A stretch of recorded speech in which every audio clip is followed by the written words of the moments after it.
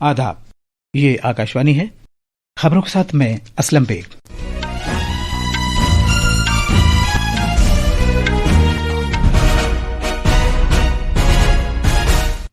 وزیر اعظم نریندر مودی نے بھارت کے دفاعی شعبے میں یکسر تبدیلی کو سراہا ہے، جس میں دفاعی ساز و سامان میں جدید کاری اور خود کفالت پر توجہ مرکوز کی گئی ہے۔ مرکزی وزیر تعلیم دھرمیندر پردھان نے سائنس کو وکست بھارت اور انسانوں پر مرکوز ترقی کے مطابق بنانے کی ضرورت پر زور دیا ہے۔ بھارت کے محکمہ موسمیات نے ساحلی کرناٹک، کیرلا، اوڈیشہ، تمل ناڈو اور شمال مشرقی ریاستوں میں الگ الگ جگہوں پر شدید بارش اور گرج چمک کے ساتھ چھینٹا پڑنے کی پیشگوئی کی ہے۔ محکمے نے آج شمال مشرقی بھارت میں شدید گرمی کی بھی پیشگوئی کی ہے اور بھارت آج شام ہانگ کانگ میں 2027 کے AFC ایشین کپ کوالیفائر کے آخری راؤنڈ میں ہانگ کانگ سے مقابلہ کرے گا۔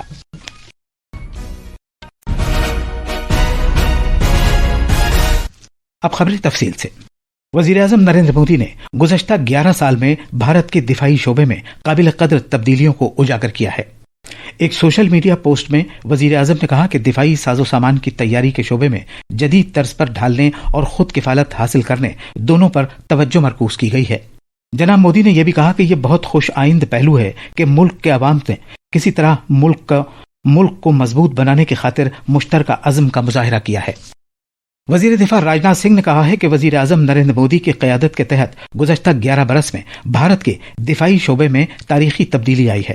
سوشل میڈیا کی ایک پوسٹ میں جناب سنگھ نے کہا کہ وزیر اعظم کے زیر قیادت سرحدیں مستحکم ہوئی ہیں اور مسلح افواج کو جدید طرز پر ڈھالا گیا ہے، اندرون ملک ہتھیار تیار کیے جا رہے ہیں، دفاعی برآمدات اور عالمی اعتماد میں ریکارڈ اضافہ ہوا ہے، جس کے سبب یہ شعبہ خود کفالت کی جانب گامزن ہے۔ تعلیم کے مرکزی وزیر دھرمیندر پردھان نے کہا ہے کہ سائنسدانوں، جدت ترازوں اور پالیسی سازوں کے لیے یہ ایک نہایت صحیح وقت ہے کہ وہ ایک ساتھ آئیں اور سب کی شمولیت والا ایکو نظام قائم کریں، جس سے کہ سب سے زیادہ کمزور افراد بااختیار بن سکیں۔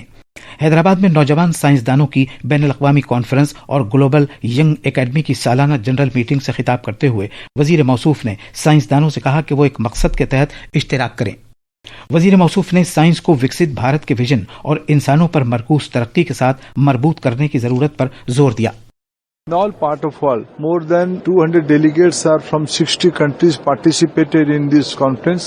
They will deliberate the new dynamics of science, expectation of society and their responsibility. I am confident the way India is emerging as a knowledge hub for the globe, this kind of conference is going to help us, going to create new ecosystem in our country also, and India is in a leadership position today. ملک میں پچھلے 10 سال میں سیوا، سشاسن اور غریب کلیان کے اصولوں کی بدولت نمایاں کایا پلٹ ہوئی ہے۔ آکاشوانی نیوز مختلف اہم شعبوں میں حکومت کی 11 سال سے جاری کوششوں پر ایک خصوصی فیچر پیش کر رہا ہے۔ آج ہم دفاع میں خود کفالت پر توجہ اور بھارت کو ایک عالمی طاقت بنانے کے سفر کی بات کر رہے ہیں۔ بھارت نے پچھلی دہائیوں میں سیکورٹی سے متعلق اپنی طریقہ کار میں پوری طرح تبدیلی کرتے ہوئے اس میں شفافیت، اعتراف اور اعتماد پیدا کیا ہے۔ 2016 میں سرجیکل اسٹرائک سے لے کر 2025 میں آپریشن سندور تک یہ پیغام واضح ہے کہ بھارت اپنی قومی سلامتی کو درپیش کسی بھی طرح کے خطرات کو ہرگز برداشت نہیں کرے گا۔ آپریشن سندور دہشت گردی کے تئیں بھارت کے جواب کی ایک یکسر تبدیلی لانے والی گھڑی تھی۔ نہایت احتیاط کے ساتھ کی گئی یہ کارروائی اور ایک مربوط مشن کے تحت سرحد پار دہشت گردوں کے 19 کیمپوں کو تباہ کیا گیا، جو پہلگام دہشت گردانہ حملے کا ایک تیز اور فیصلہ کن جواب تھا۔ ملک ہی میں تیار کیے گئے ساز و سامان نے آپریشن سندور کی کامیابی میں اہم رول ادا کیا، جس سے محض فوجی کارروائی کو قومی سلامتی میں بدلنے کی عکاسی ہوتی ہے۔ بھارت طیارہ بردار INS وکرانت سے لے کر اونچی پرواز کرنے والے ہلکے لڑاکا ہیلی کاپٹر LCH پراچندا تک کو تیار کر رہا ہے اور انہیں پورے اعتماد کے ساتھ کام پر لگا رہا ہے۔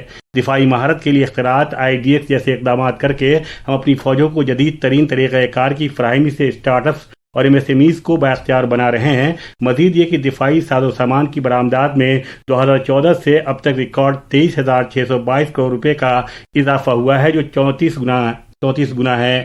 5000 سے زیادہ قسم کا ساز و سامان اب ملک ہی میں تیار کیے گئے ساز و سامان کی فہرست میں ہے اور دفاعی ساز و سامان حاصل کرنے سے متعلق 75% بجٹ گھریلو مصنوعات کی تیاری کے لیے مخصوص ہے۔ یہ بجٹ 2025-26 کے لیے ہے۔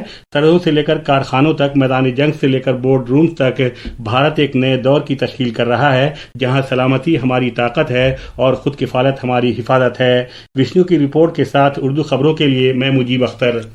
اطلاعات و نشریات اور پارلیمانی امور کے وزیر مملکت ڈاکٹر ایل مروگن نے آج کہا ہے کہ بھارت میں وزیر اعظم نریندر مودی کی قیادت میں پچھلے 11 سال کے دوران خاطر خواہ ترقی ہوئی ہے اور اچھی حکمرانی کی گئی ہے۔ وہ پڈوچیری میں ایک کانفرنس سے خطاب کر رہے تھے جس کا انعقاد مودی حکومت کے 11 سال پورے ہونے کے موقع پر کیا گیا تھا۔ وزیر موصوف نے کہا کہ ملک نے بدعنوانی اور کمزور انتظامیہ کے دور سے ہٹ کر ایک شفاف اور عوام پر مرکوز حکمرانی کی طرف رخ کیا ہے۔ انہوں نے کہا کہ بھارت دنیا کی چوتھی سب سے بڑی معیشت بن گیا ہے اور اب 27 کروڑ عوام غریبی کے دائرے سے باہر آ چکے ہیں۔ ڈاکٹر ایل مروگن نے مزید کہا کہ حکومت نے خواتین کو بااختیار بنانے، کسانوں کی بہبود اور غریبی کو ختم کرنے کو ترجیح دی ہے۔ انہوں نے دفعہ 370 کو ہٹائے جانے کے بعد جموں کشمیر میں ترقی، آپریشن سندور میں ملک ہی میں تیار کی گئی دفاعی ٹیکنالوجی کے استعمال اور نکسل سرگرمیوں میں خاطر خواہ کمی کا مودی حکومت کی بڑی کامیابیوں کے طور پر ذکر کیا۔ امور داخلہ کے وزیر مملکت نتیانند رائے نے زور دے کر کہا ہے کہ بھارت کسی بھی طرح کی دہشت گردانہ سرگرمیوں کو برداشت نہیں کرے گا اور دہشت گردی سے نمٹنے کے لیے ٹھوس اقدامات کرتا رہے گا۔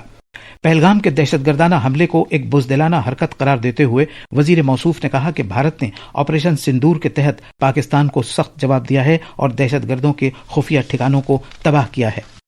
جموں کشمیر میں لیفٹیننٹ گورنر منوج سنہا نے کل مربوط سماجی تحفظ کی اسکیم ISSS کے تحت 12,000 سے زیادہ متعلقہ افراد کو 6 کروڑ 14 لاکھ روپے کے پینشن بقایا جات تقسیم کیے۔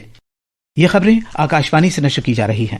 کامرس اور صنعت کے مرکزی وزیر پیوش گوئل نے، جو اس وقت سوئٹزرلینڈ کے دورے پر ہیں، بھارت EFTA تجارت اور اقتصادی شراکت داری سمجھوتے پر بات چیت کی ہے۔